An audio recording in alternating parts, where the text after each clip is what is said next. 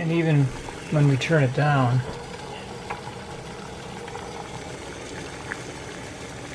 it stays hot.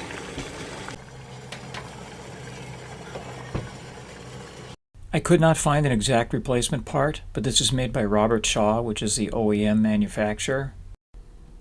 For the larger burner, we need the 8.9 to 11 amp control. Yeah, one notable difference between the original and replacement is the diameter of the burner shaft. The original, quite a bit smaller. And we're going to enlarge this original dial to fit on the new burner control, because we want them all to match. Here's one way. And here's a better way, an oscillating tool with a small grinding attachment.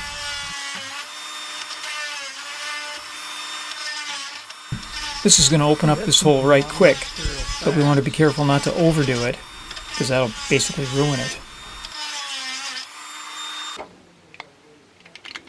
Oh yeah, we're almost there. Finish it off by hand, I think. I don't want to take too much of this off. Got a little bigger round rasp in here. And we're done.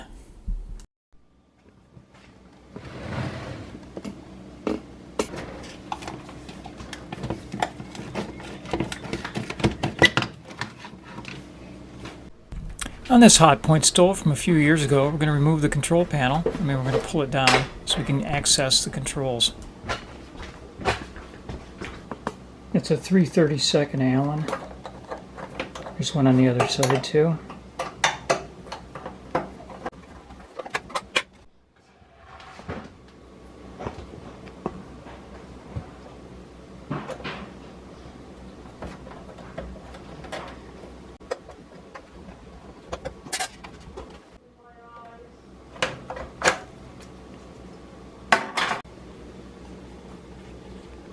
Phillips.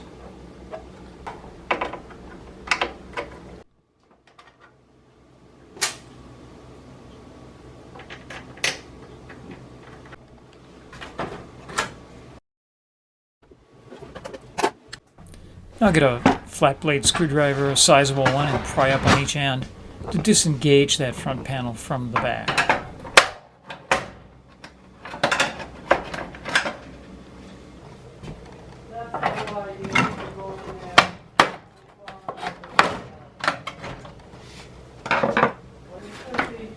Now just rotate it down, and it's going to be kind of dangling by the wires.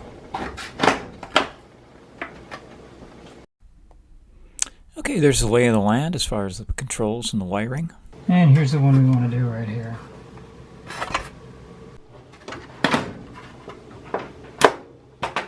Two Phillips.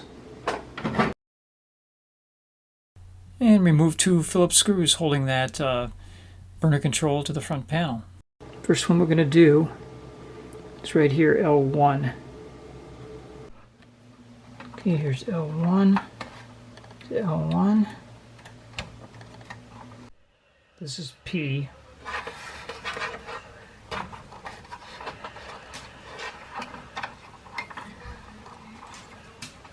Here's P on this one. Okay, this is H2 here. H2 here is over there. So let's take that out. H2. And this is H1. Move it over to H1 on the new one.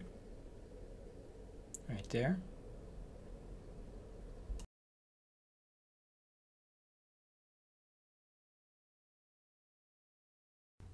And that leaves L2. Plug that into L2 on the new burner control.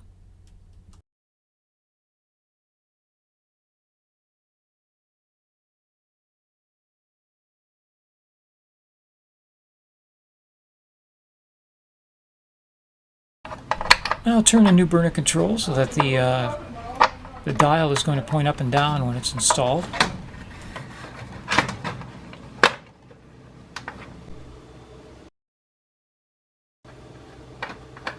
They fit.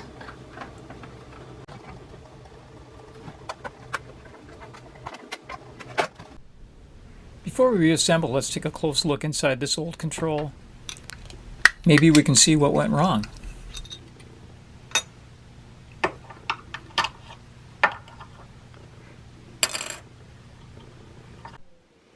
So here's H1 and H2, or H1 and H2, it doesn't matter which, on the coil. Here's where they connect up inside. Here's H2, here's H1. This is L2, L1, and this is the bimetal strip, the active part. Now when we turn this, the operating lever here,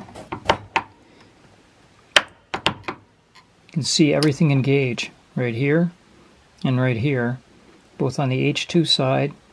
They're made, that's P, the pilot light. Okay, so there it's on, high.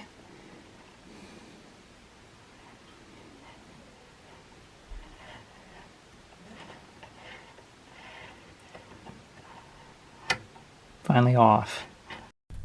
The heart of these infinite controls is the bimetal strip. And taking a close look at it, we really can't see any reason why it failed. But it's a failure point. Okay, let's put this back together quickly so we can test it and put it to use.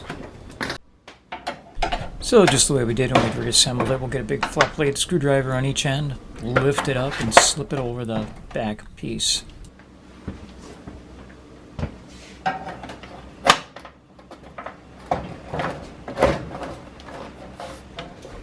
And use that same big screwdriver in the middle to lift up on the front control panel, slip it over the back.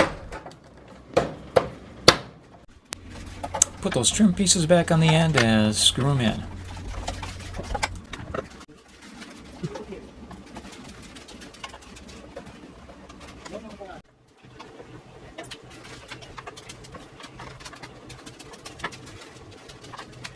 And then there's just those underside two little Phillips underneath.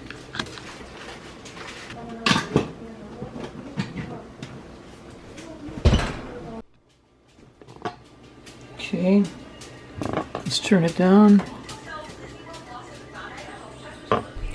Now as I turn that infinite switch down, the burner's responding the way it should.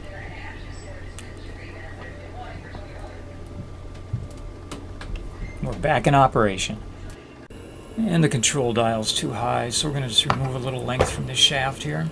And it's made to do that, to fit various makes and models. Okay. Oh. Perfect. Okay. Ready to cook some healthy food. Thanks for watching, and please subscribe.